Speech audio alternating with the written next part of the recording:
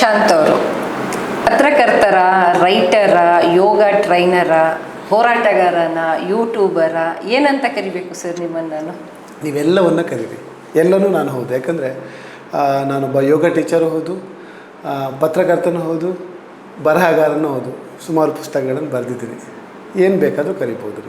ನೀವು ಕೇಳಿದ ಪ್ರಶ್ನೆ ಎಲ್ಲ ನೀವೇನು ಕೇಳ್ತಾ ಬಂದರೆ ಎಲ್ಲವನ್ನೂ ನಾನು ಮಾಡಿದ್ದೀನಿ. ಎಲ್ಲವನ್ನೂ ಕೆಲಸ ನಾನು ಹೇಳ್ಕೊಳಕ್ಕೆ ಹೋಗಲ್ಲ, ಆದರೆ ನೀವತ್ತು ಪ್ರಶ್ನೆ ಕೇಳಿದ್ರಿಂದ ನಾನು ಹೇಳ್ತಾ ಇರೋದು. ನಾನೊಬ್ಬ ಯೋಗ ಟೀಚರ್. ಪ್ರಾರಂಭದಿಂದ ಆಧ್ಯಾತ್ಮದ ಬಗ್ಗೆ ಸಾಕಷ್ಟು ಕೆಲಸ ಮಾಡಿದವನು, ಯೋಗದ ಬಗ್ಗೆ.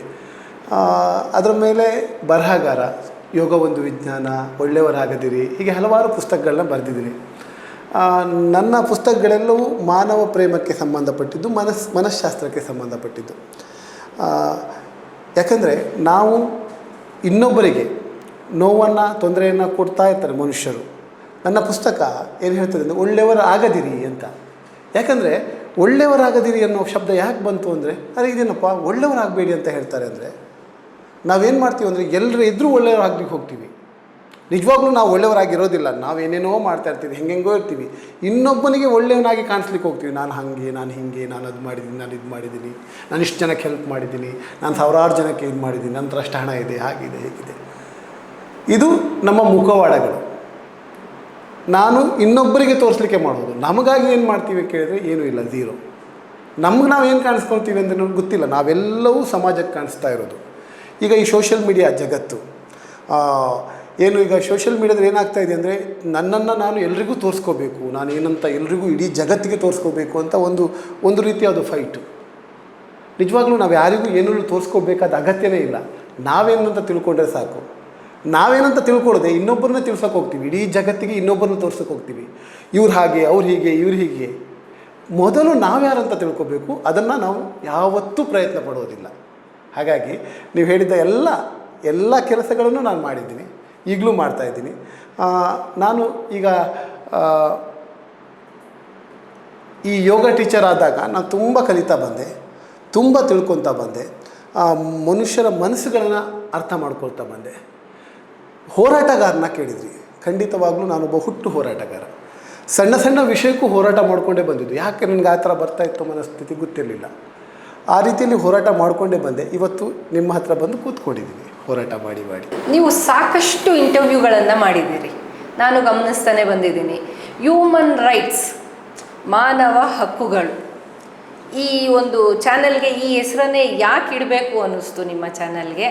ನಿಮಗೆ ಮಾನವರ ಬಗ್ಗೆ ಕಾಳಜಿನ, ಇಲ್ಲ ಅವರ ಹಕ್ಕುಗಳ ಬಗ್ಗೆ ಕಾಳಜಿನ, ಯಾವುದು ನಿಮಗೆ ಇಂಟ್ರೆಸ್ಟ್ ಇದರಲ್ಲಿ ಅಂತ? ಈಗ ನಾನು ಹುಟ್ಟಿದ್ದು ಉಡುಪಿಯಲ್ಲಿ, ಉಡುಪಿ ಕುಂದಾಪುರ ದೀಪ ಶಾಸ್ತ್ರ ಅನ್ನುವಂಥ ಊರಲ್ಲಿ. ನಾವು ಹುಟ್ಟಿದಂಥ ಜಾಗ ಎಲ್ಲ ಕಡೆಯಲ್ಲಿ ಈ ಹಿಂದೂ ಸಂಘಟನೆಗಳು ಅಥವಾ ಹಿಂದುತ್ವವಾದಿಗಳು ಅಥವಾ ಧರ್ಮ, ಆ ಜಾತಿ, ಆ ಧರ್ಮ, ಇದನ್ನೇ ನೋಡ್ಕೊಂಡು ಬಂದಿದ್ದು. ಅದರ ಮಧ್ಯೆನೇ ಬೆಳೀತಾ ಬಂದಿದ್ದು.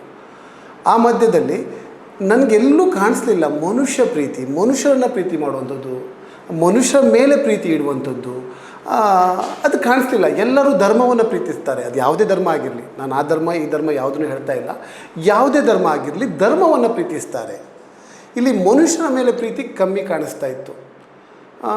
ಹಾಗೆ ನನ್ನ ಮೇಲೂ ಸಹ ಹಲವಾರು ರೀತಿಯ ದೌರ್ಜನ್ಯಗಳು ಪೊಲೀಸರಿಂದ ಸಹ ನಡೀತದೆ. ಆಗ ನನಗನ್ನಿಸ್ತು, ಯಾಕೆ ನಾವು ಮನುಷ್ಯರನ್ನ ರಕ್ಷಣೆ ಮಾಡಲಿಕ್ಕೆ ಒಂದು ಮಾನವ ಹಕ್ಕು ಸಂಘಟನೆಯನ್ನು ಯಾಕೆ ಮಾಡಬಾರ್ದು ಅಂತ.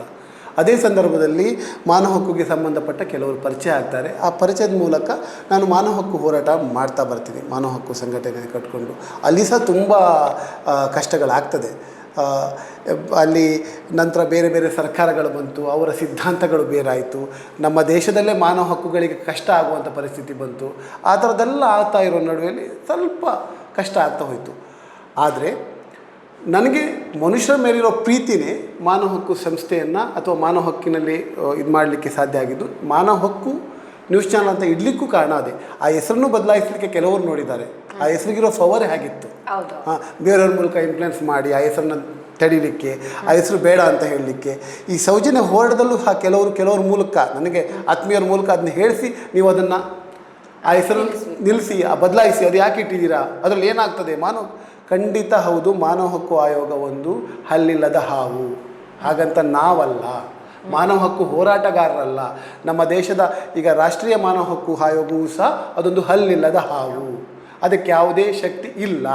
ಆದರೆ ನಾವೆಲ್ಲರೂ ಒಂದು ಮಾನವ ಹಕ್ಕು ಹೋರಾಟಗಾರರು, ನಾವು ಆ ಪರಿಸ್ಥಿತಿಯಲ್ಲಿಲ್ಲ, ನಾವು ಹಲ್ಲಿಲ್ಲದ ಹಾವುಗಳು ಅಲ್ಲ, ಈಗಲೂ ಹೋರಾಟ ಮಾಡ್ತಾ ಇದ್ದೀವಿ ಅಂತ ಹೇಳಿದ್ರು.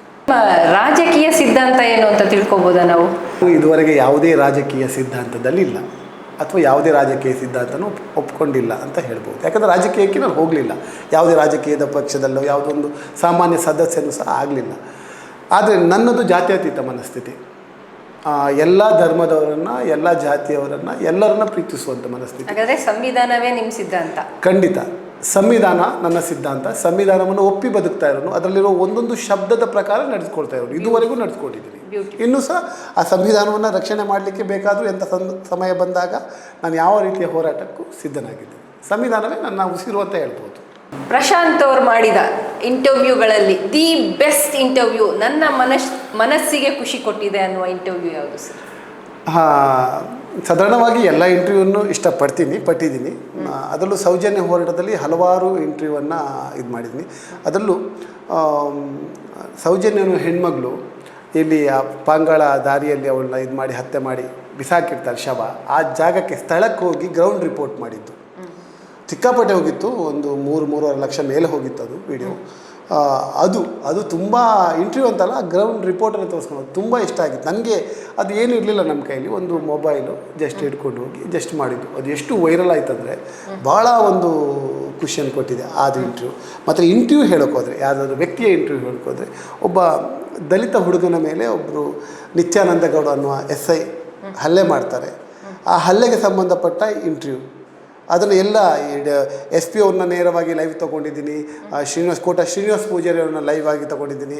ಎಲ್ಲರೂ ಬೆಬೆ ಅಂತ ಹೇಳಿದ್ದಾರೆ. ಅದು ತುಂಬ ಇಷ್ಟ ಆಯಿತು ನನಗೆ. ಆ ಮೀಡಿಯಕ್ಕಿರೋ ಪವರ್ ಗೊತ್ತಾಯಿತು ನನಗೆ. ಆ ಇಂಟರ್ವ್ಯೂ ನಾನು ಬೆಸ್ಟ್ ಇಂಟರ್ವ್ಯೂ ಅಂತ ಹೇಳ್ತೀನಿ. ಅಂದರೆ ಪೆನ್ನಿಗೆ ಇರೋ ಪತ್ರಕರ್ತನಿಗೆ ಇರುವ ತಾಕತ್ತು ಏನು ಅಂತ ತೋರಿಸುತ್ತೆ. ನಾನು ಇತ್ತೀಚಿನ ದಿನಗಳಲ್ಲಿ ಗಮನಿಸಿದಾಗೆ ಸೌಜನ್ಯ ಹೋರಾಟಗಾರರನ್ನು ಹೆಚ್ಚು ಇಂಟರ್ವ್ಯೂ ಮಾಡಿದಿರಿ.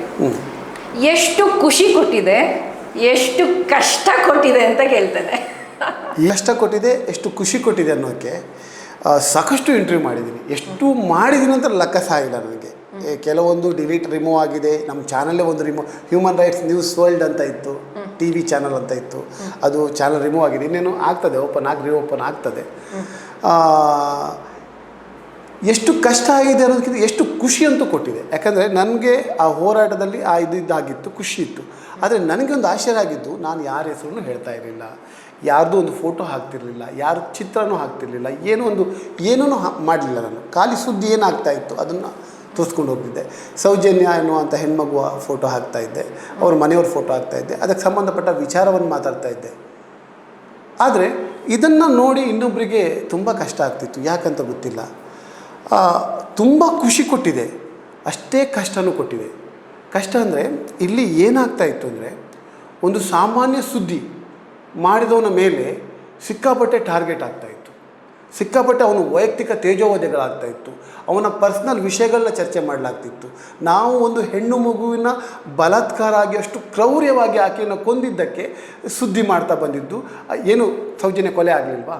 ಸೌಜನ್ಯ ಜೀವಂತ ಆಗಿದ್ದಾಳ? ಸೌಜನ್ಯ ಆ ರೀತಿ ಸಾಯಿಸಿ ಬಿಸಾಕಿದ್ದು ಹೌದಲ್ವಾ? ಆ ವಿಚಾರಕ್ಕೆ ಸಂಬಂಧಪಟ್ಟ ಸ್ಟೋರಿ ಮಾಡಿದವರಿಗೆ ಬೇರೆ ಬೇರೆ ರೀತಿಯಲ್ಲಿ ಒತ್ತಡಗಳು, ಬೇರೆ ಬೇರೆ ರೀತಿಯಲ್ಲಿ ಭಯಗಳು ಮೂಡಿಸ್ಲಿಕ್ಕೆ ನೋಡ್ತಾರಂದರೆ ಇದು ಯಾರು? ಇದರ ಹಿಂದೆ ಇರೋದು ಯಾರು? ಎಷ್ಟು ಖುಷಿ ಕೊಟ್ಟಿದೆ, ಅಷ್ಟೇ ಕಷ್ಟನೂ ಕೊಟ್ಟಿದೆ. ಆದರೆ ಕಷ್ಟ ಯಾವತ್ತೂ ಕಷ್ಟ ಅನಿಸ್ಲಿಲ್ಲ, ಇನ್ನು ಅನಿಸೋದು ಇಲ್ಲ. ಯಾವತ್ತೂ ಸೌಜನ್ಯ ಹೋರಾಟವನ್ನಂತೂ ಅದಕ್ಕೆ ಒಂದು ಅಂತ್ಯ ಬರೋ ತನಕ, ಆ ಹೋರಾಟದ ಗುರಿ ಮುಟ್ಟೋ ತನಕ ಯಾರು ನನ್ನ ಜೊತೆ ಇರಲಿ ಇಲ್ಲದೆ ಇರಲಿ, ನಾನಂತೂ ನಿಲ್ಲಿಸೋದಿಲ್ಲ. ಖಂಡಿತವಾಗ್ಲೂ ಆ ಒಂದು ನ್ಯೂಸನ್ನು ಖಂಡಿತವಾಗ್ಲೂ ನಾನು ಮಾಡ್ಕೊಂಡು ಹೋಗ್ತೀನಿ. ಬಿಡೋ ಮಾತೇ ಇಲ್ಲ. ಅದು ಯಾರೇ ಹೇಳಿದ್ರು, ಅದು ಯಾರೇ ಬಂದರು, ಅದನ್ನು ತಡೀಲಿಕ್ಕೆ ಯಾರೇ ಬಂದರು, ಅಥವಾ ಯಾರು ಯಾವ ರೀತಿ ಅಪಪ್ರಚಾರ ಮಾಡಿದ್ರು, ನಾನು ಅದಕ್ಕೆ ಚಿಂತೆ ಮಾಡೋದೇ ಇಲ್ಲ.